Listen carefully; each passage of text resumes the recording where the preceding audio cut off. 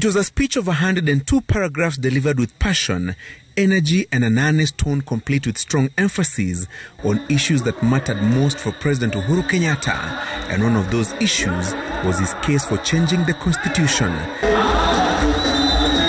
An energetic pitch that included a rare attack on the basis of the Constitution of Kenya enacted in 2010 under the leadership of former President Mwai Kibaki and former Prime Minister Raila Odinga. And indeed, when we adopted the 2010 Constitution, we must be frank that most of us were driven by fear.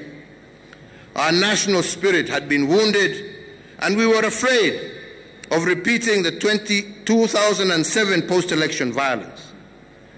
But in running away from one crisis, we may have possibly created another. And I believe now is the moment to correct this. While walking the country down the memory lane from the Independence Constitution, crafted at Lancaster under the colonial master's watch, to the 2010 Supreme Law, Kenyatta made a case for the first set of amendments to cure long-standing sticking issues. If it takes an incredible 123 days to conduct an election, or 1/3 of a year, like we did in 2017, this is a sign that the moment calls for change.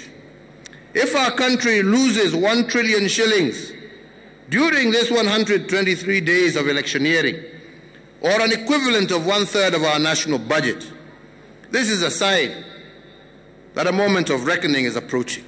The Kenyatta-Odinga Constitution Amendment push has faced opposition from Deputy President William Ruto and other stakeholders, including religious leaders, some players in the justice sector, and civil rights activists who questioned the timing and motive of the changes.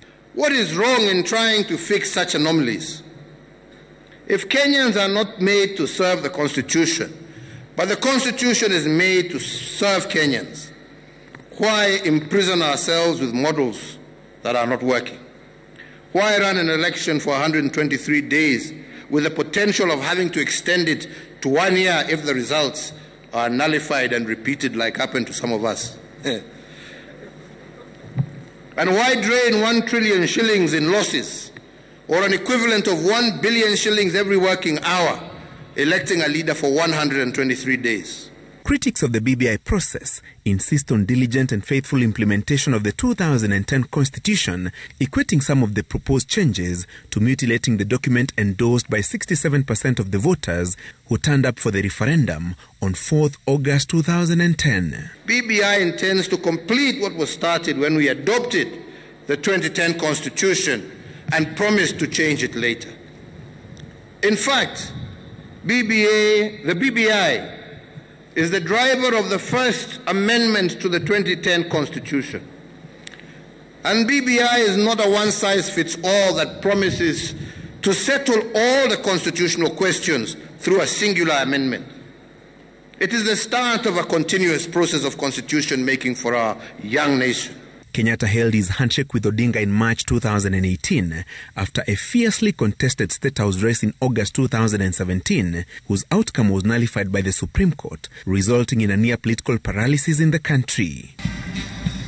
The president's speech left little doubt that the BBI train left the station, and talk of reopening the Constitution of Kenya Amendment Bill of 2020 for further consensus or conducting a referendum alongside the 2022 polls as proposed by his deputy and other stakeholders could just be that, talk.